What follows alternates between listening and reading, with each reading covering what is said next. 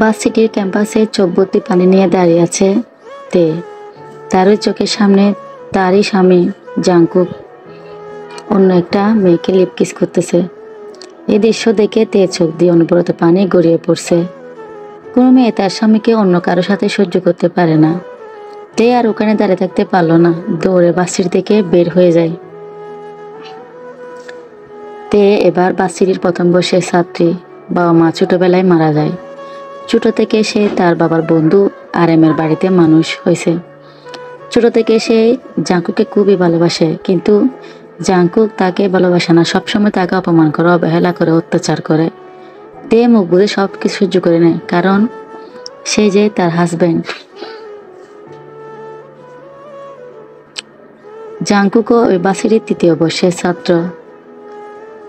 RM আর জিনের ছেলে। Jungkook অনেক বেশি রাগী এবং বদমেজাজি।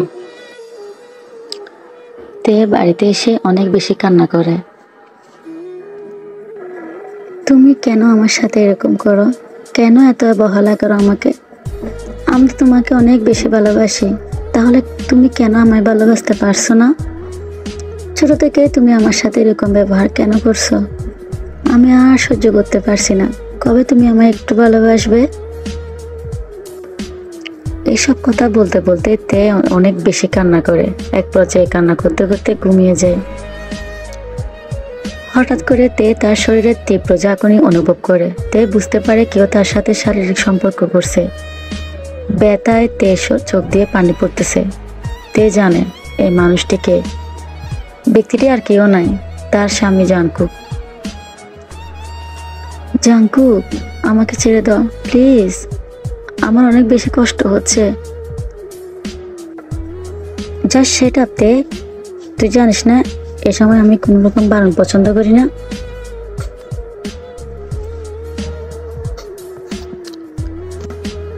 আমার অনেক বেশি ব্যথা করছে জাংকুক, দয়া করে আজকের মতো আমাকে ছেড়ে দাও প্লিজ, দয়া করে আমার উপর একটু।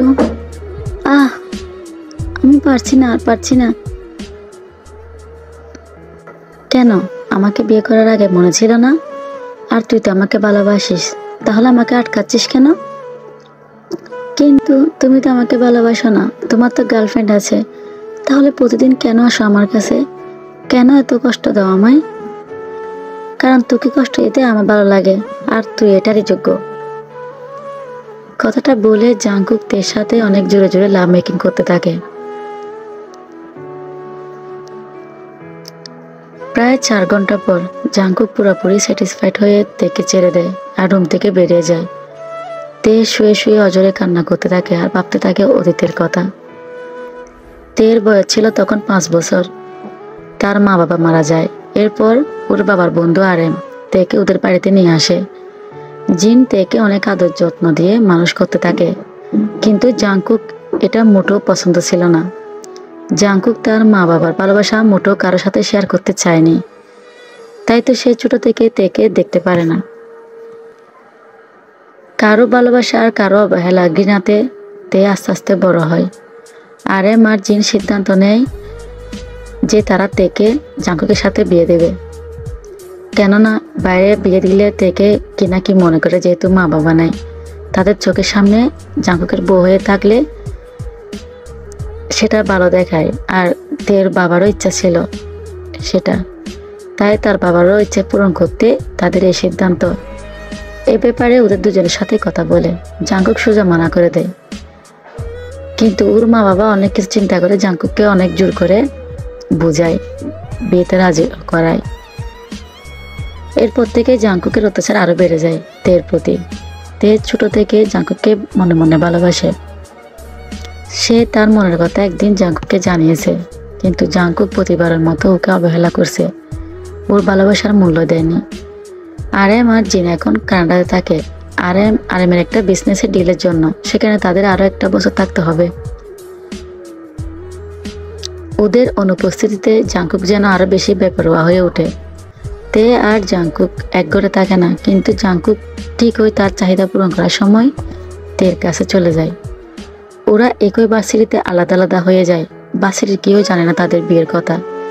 জাংকুক তেকে বারণ করে দিয়েছে তাদের বিয়ে সম্পর্কে কাউকে না জানাতে। জাংকুক তেকে কষ্ট দেওয়ার জন্য সব সময় অন্য মেয়েদের সাথে ফ্লার্ট করে, তাদের সাথে পার্টিতে যায়। আর আজকে তো সে অন্য একটা মেয়েকে লিপ কিস পর্যন্ত করেছে তের সামনে।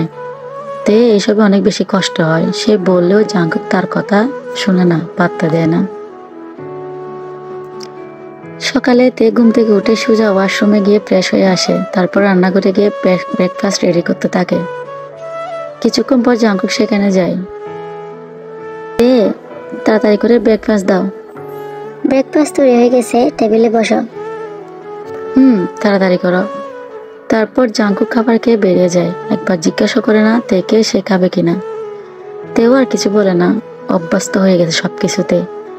তাই খাবার খেয়ে বাসের উদ্দেশ্যে বেরিয়ে পড়ে। কাল রাতের জন্য ঠিকভাবে হাঁটতেও পারে না। সেদিকে জাংকুকের কোনো হেলদোল নেই, তের কোনো মতামতে সে গুরুত্ব দেয় না, শুধু তার চাহিদা পূরণ করতেই ব্যস্ত। তে বাসিটিতে গিয়ে দেখে জাংকুক মাঠে বসে আছে, সাথে একটা মেয়েকে কুলে নিয়ে। মেয়েটি তার জাংকুকের শরীরে বিভিন্ন জায়গায় স্পর্শ করছে। তের এসব দেখে মন খুব খারাপ হয়ে যায়। ওখানে আর দাঁড়িয়ে থাকতে না পেরে সোজা ক্লাসরুমে দৌড় দেয়। সেখানে মন খারাপ করে বসে থাকে। তখন ওই পাশে জিমিন চলে আসে। জিমিন আর তে বেস্ট ফ্রেন্ড। তে সম্পর্কে সবকিছু শুধু জিমিন জানে। তে, আজকে আবারও তুই মন খারাপ করে বসে আছিস? কি করব বল, নিজের স্বামীকে অন্য মেয়ের সাথে দেখে আমার কি মন ভালো থাকার কথা? তে, তুই আঙ্কেল আন্টিকে সবকিছু খুলে বল। কেন এভাবে মুখ বুঝে জাংকুকের অত্যাচারগুলো সহ্য করছিস? কি করে বলবো সবকিছু? বাবাই আর মামুনি যে অনেক কষ্ট পাবে, সব জানলে তারা সহ্য করতে পারবে না। কিন্তু এভাবে আর কতদিন, তুই কতদিন এসব সহ্য করবি? জানি না, হয়তো আমার জীবন এভাবে একদিন শেষ হয়ে যাবে। ঠিক আছে, এসব বাদ দে, মন খারাপ করিস না প্লিজ। এখন ক্লাস শুরু হয়ে যাবে। তে এদিকে বাড়িতে একা বসে আছে একদিন। তার শরীরটা আজকে বেশি ভালো লাগছে না, খুবই খারাপ লাগছে, অস্বস্তি লাগতেছে সবকিছু। তাই সে কিছু উপায় ভেবে না পেয়ে জাংকুককে ফোন করে। জাংকুক, আজকে আমার শরীরটা ভালো লাগছে না, তুমি কি একটু তাড়াতাড়ি বাড়ি আসতে পারবে? জাংকুক সোজা বলে দেয় সে পারবে না। তাড়াতাড়ি করে তে কোনো উপায় না পেয়ে আর জিমিনকে কল দেয়। জিমিনকে বলে, কি হয়েছে তে? তুই ঠিক আছিস? কল দিয়েছিস যে? জিমিন, তুই একটু আমাদের বাড়ি আসতে পারবি? আমার শরীরটা না বেশি ভালো লাগতেছে না, কেমন যেন অস্বস্তি লাগতেছে। আচ্ছা ঠিক আছে, তুই চিন্তা করিস না, আমি এক্ষুনি আসতেছি। তারপর জিমিন আসে, এসে তেকে হাসপাতালের উদ্দেশ্যে নিয়ে যায়।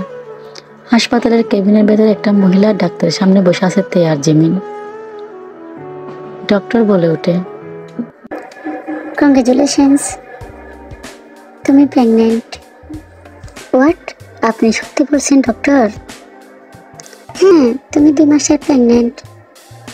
দেখে তুমি নিজের অনেক কেয়ার রাখবে, তোমার শরীর অনেকটা দুর্বল, নিজের শরীরের যত্ন নেবে, ঠিক আছে? তারপর দুজন সেখান থেকে চলে যায়। জিমিন বলে ওঠে, তে, এবার কি করবে তুই? জিমিন, আমার মনে হয় এই খুশির খবরটা জাংকুককে দিলে সে অনেক খুশি হবে আর আমাদের সম্পর্কটা ঠিক হয়ে যাবে। ঠিক আছে, তুই ওকে বলে দেখ, আমারও মনে হয় এবার তোদের সম্পর্কটা ভালো হয়ে যাবে। জিমিন, আজকে আমি ভীষণ খুশি এই খবরটা পেয়ে। আমি মা হতে চলছি রে, আমার মধ্যে একটা ছোট্ট জান বেড়ে উঠছে। এটা একটা অন্যরকম অনুভূতি, যেটা তোকে বলে বোঝাতে পারবো না। আমি অনেক খুশি তোর জন্য। এবার তুই বাইরে যা, নিজের খেয়াল রাখবি। আচ্ছা ঠিক আছে, আমি বাড়ি যাচ্ছি, তুই সাবধানে যাস। তে অনেকক্ষণ ধরে বসে বসে জাংকুকের অপেক্ষা করছে, কিন্তু জাংকুক আসতেছে না। রাত 2টার সময় জাংকুক বাড়িতে ফিরে। তে খুশি হয়ে জাংকুকের কাছে যায়। জাংকুক, তুমি চলে এসেছো? আমি তোমার অপেক্ষা করছিলাম। কেন, কি হয়েছে? আমি তোমাকে একটা খবর দিতে চাই। দেখ, আমার মাথা খারাপ করিস না, এমনিতে আমি অনেক ক্লান্ত, যা বলবি তাড়াতাড়ি বল। জাংকুক, তুমি বাবা হতে চলছো আর আমি মা। আমি প্রেগনেন্ট। কি? কেন তুমি খুশি হও নাই? না, আমি খুশি হইনি। তুই কালকে আমার সাথে গিয়ে বাচ্চাটা অ্যাবর্শন করে আসবি। আমি চাই না এই বাচ্চা, আর তোর গর্ভে আমার বাচ্চা আমি কিছুতেই রাখবো না। জাঙ্কুক, এসব তুমি কি বলছো? তুমি কিভাবে বলতে পারো এটা? আমি যেটা বলছি সেটাই। তুই কালকে আমার সাথে হাসপাতালে যাবি, আর এই বাচ্চাটা নষ্ট করে দিবি। এটাই হচ্ছে আমার শেষ কথা। কথাটা বলে জাঙ্কুক সেখান থেকে চলে যায়, আর তে কান্নায় ভেঙে পড়ে। তুমি কিভাবে এটা বলতে পারো জাঙ্কুক? তুমি আমাদের বাচ্চাকে মেরে ফেলতে চাইছো? এটা আমি কখনো হতে দেব না। দরকার পড়লে আমি তোমার কাছে আর থাকবো না, চলে যাব আমি এখান থেকে অনেক দূরে। তবু আমি আমার বাচ্চাকে মেরে ফেলবো না। এক্ষুনি আমি মামুনি আর বাবাকে সবকিছু খুলে বলবো।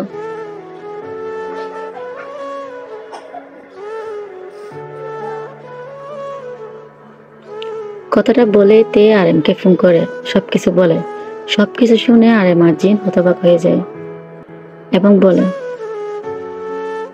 তুমি কোনো চিন্তা করো না মামুনি, আমি এক্ষুনি তোমার বাড়ির সামনে গাড়ি পাঠাচ্ছি। তুমি সেই গাড়িতে উঠে পড়বে সবকিছু গুছিয়ে।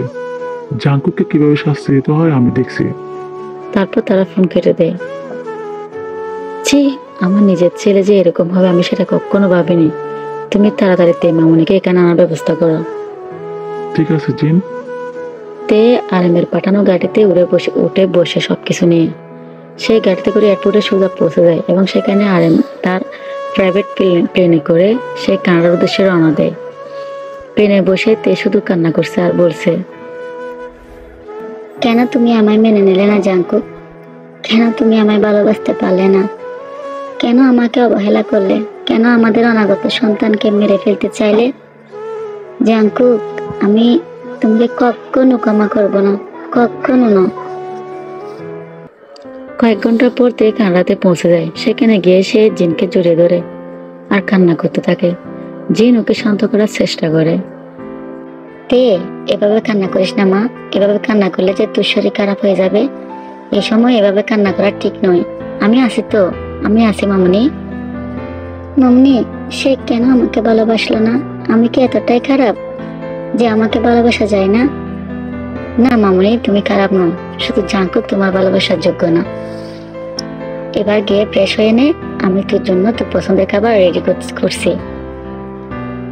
হ্যাঁ মামুনি, তুমি গিয়ে রেস্ট নাও, আর এসব চিন্তা তুমি বাদ দাও। তুমি শুধু তোমার অনাগত সন্তানের সুস্থতা কামনা করো। আমরা সব সময় তোমার পাশে থাকবো, একদম টেনশন করবে না। তারপর তে সেখান থেকে চলে যায় আর রুমে গিয়ে ফ্রেশ হয়ে নেয়। এদিকে জিন ওর জন্য খাবার বানাতে থাকে। জাঙ্কুককে এবার একটা শিক্ষা দিতে হবে। কি বলো জিন? খুব বার বেড়েছে। তাই করো। এদিকে জাঙ্কুকের ঘুম ভাঙতে সে পুরো বাড়িতে তেকে খুঁজতে থাকে, কোথাও পায় না। কি ব্যাপার, তে কোথায় চলে গেল? দেখি তো একটা ফোন করে দেখে তের মোবাইল বন্ধ। এবার জাঙ্কুকের একটু চিন্তায় পড়ে যায়। সে তাড়াতাড়ি করে জিমিনের বাসার সামনে চলে যায় এবং জিমিনকে ডাকতে থাকে। জিমিন, তুমি কি বাড়িতে আছো? জাঙ্গু ভাইয়া, আপনি এখানে? কিছু কি দরকার ছিল? তে কি তোমাদের বাড়ি এসেছে? তে কই না তো। ওর সাথে তো আমার কালকে দেখা হয়েছিল হাসপাতালে। অনেক বেশি খুশি ছিল তার মা হবার খবরটা জানতে পেরে। কেন, ও তো আপনাকে কিছু বলেনি? বলেছে, কিন্তু কি হয়েছে জাঙ্গু ভাইয়া? আপনি কি তের সাথে আবার কিছু করছেন নাকি? ওকে কোনোভাবে কষ্ট দেননি তো?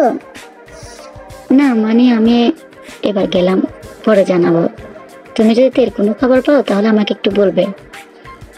কথাটা বলে জাঙ্কুক সেখান থেকে চলে যায়। জাঙ্গু ভাইয়া মনে হয় আবার থেকে কোনোভাবে কষ্ট দিয়েছে। তে কোথায় গেল আমাকে বলে নাই? এবার জিমিনও টেনশন করতেছে। জাঙ্কুক সারাদিন অনেক খুঁজেও তের কোনো খবর পায় না। জাঙ্কুকের এখন নিজেকে বেশি অপরাধী মনে হতে থাকে। এভাবে কয়েকদিন চলে যায়। যে কবে জানে জাঙ্কুকের অভ্যাস হয়ে গেছে তে যেটা জাঙ্কুক নিজেও খেয়াল করেনি। সামনে থাকতে সে তার ভালোবাসাকে বুঝতে পারেনি, চিনতে পারেনি। আজকে অনেকদিন হয়ে গেছে তের কোনো খবর পায় না জাঙ্কুক। কেমন জানি জাঙ্কুকের বুকটা শূন্য শূন্য মনে হয়। নিজেকে খুবই অসহায় মনে হচ্ছে জাঙ্কুকের কাছে। আজকে জাঙ্কুকের কেন জানি বুক ফেটে কান্না আসছিল। সে তো তেকে ভালোবাসে না, তাহলে কেন হচ্ছে এমন তার সাথে? এক পর্যায়ে জাঙ্কুক না পেরে কান্নাও করে দেয়। আমি অনেক বড় ভুল করছি, অনেক বড় ভুল। তে তুমি কোথায়? দয়া করে ফিরে এসো। আমি তোমাকে কি সারা জীবনের জন্য হারিয়ে ফেলছি? আমি কি উত্তর দেব মা বাবাকে? কি বলবো? ওরা তোমাকে বাইরে বিয়ে না দিয়ে আমার কাছে দিছে, যেন তুমি খুবই ভালো থাকো, সুখে থাকো। কি বলবো আমি তাদেরকে? ফিরে আসো। কিভাবে আমি এতটা পাষাণ হয়ে গেছি যে নিজের সন্তানকে মেরে ফেলতে চেয়েছি? আমি তো ক্ষমারই যোগ্য না। প্লিজ দে, আমার কাছে ফিরে আসো। আমাকে মাফ করে দাও, আরেকটা বার সুযোগ দাও। এক পর্যায়ে কান্না করতে করতে জাঙ্কুক ঘুমিয়ে যায়। সকালবেলা আবার ঘুম থেকে উঠে তেকে খুঁজতে বেরিয়ে যায়। দিন শেষে কালি হাতে বাড়ি ফিরে। এভাবে কেটে যায় আরো অনেকটা দিন। জাঙ্কুক পাগলের মতো খুঁজে চলছে তেকে। এখনো পর্যন্ত ওর কোনো খবর পায়নি। ইতিমধ্যে আরএম আর জিনকে সব কিছু খুলে বলছে। তারাও জাঙ্কুককে তের বিষয়ে কিচ্ছুই বলেনি, কারণ তারা জাঙ্কুককে কষ্ট দিতে চায়, ওর ভুলগুলোকে ধরিয়ে দিতে চায়। এদিকে জাঙ্কুকের অবস্থা অনেকটাই খারাপ। সে বুঝতে পেরেছে সে ঠিক কতটা তেকে ভালোবাসে, কিন্তু এখন অনেকটাই দেরি হয়ে গেছে। সে হয়তো তার ভালোবাসাকে হারিয়ে ফেলছে। জাঙ্কুক এখন দিন কাটে তেকে খুঁজতে খুঁজতে, রাত কাটে তের বেদনায়। তখন অনেক অশ্রু এসে বর করে জাঙ্কুকের চোখে। একদিন এভাবে তে কান্না করছিল, আর এখন সে কান্না জাঙ্কুক করছে। এভাবে কেটে যায় পুরো 6টি মাস। তে এখন 8 মাসের প্রেগনেন্ট। জিন আর আরএম ওর খুব ভালো করে যত্ন করতেছে। ইতিমধ্যে তারা জানতে পেরেছে তে টুইন্স বেবি হবে। সকলে অনেক খুশি। এই খুশির খবর পেয়ে তারপর থেকে তারা আরো বেশি করে তের যত্ন নিতে শুরু করে।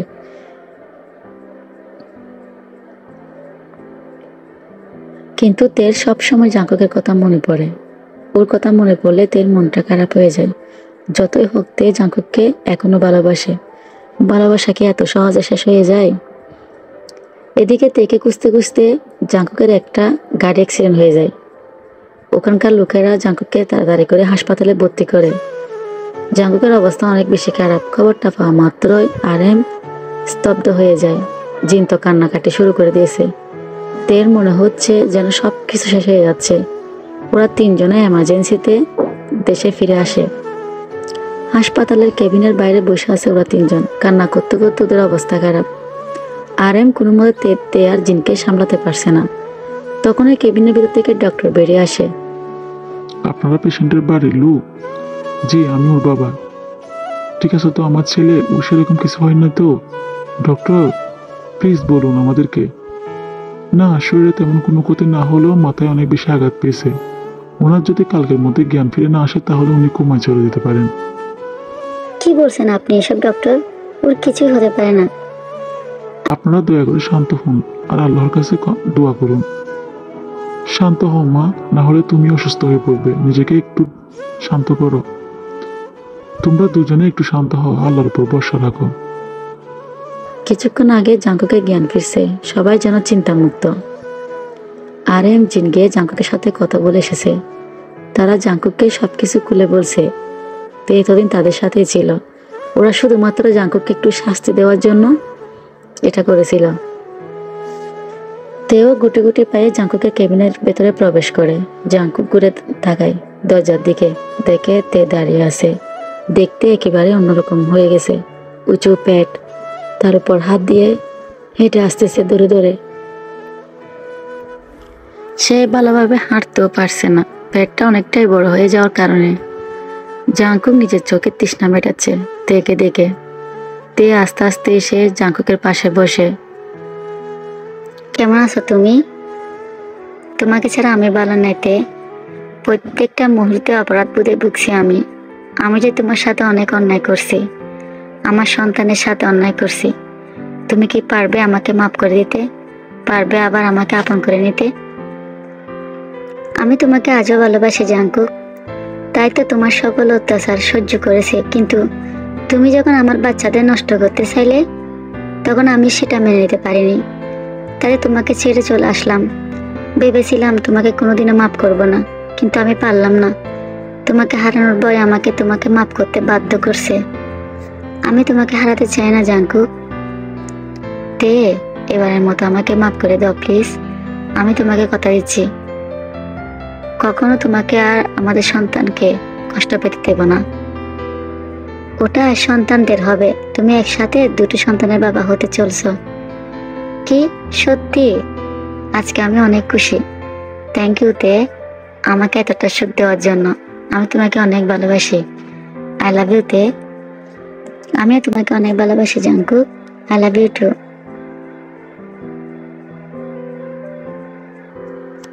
এভাবে কেটে গেল 2টি বছর। তে আর জাংকুকের এখন দুইটা ছেলে, তেকুক আর তেজিয়াং। দুজনে দেখতে হুবহু তাদের বাবার মতো, আর তাদের ব্যবহারগুলো সবকিছু, আচার আচরণ সবকিছু জাংকুকের মতন। জাংকুক এখন তার জীবন নিয়ে অনেক বেশি খুশি। সে এখন তার বাবার কোম্পানিতে জয়েন করছে। একই বাড়িতে থাকে সবাই। জিন আর আরএম সময় কেটে যায় নাতিদের নিয়ে খেলতে খেলতে। তে এখন তার সংসার নিয়ে অনেকটাই ব্যস্ত। জাংকুকের ভালোবাসা পেয়েছে। জাংকুক এখন ওর অনেক বেশি কেয়ার রাখে। তার অতীতে করা সমস্ত ভুল শুধরে নিয়েছে। তারা দুজনে এখন সুখে দম্পতি, একে অপরের ভালোবাসায় ডুবে থাকে।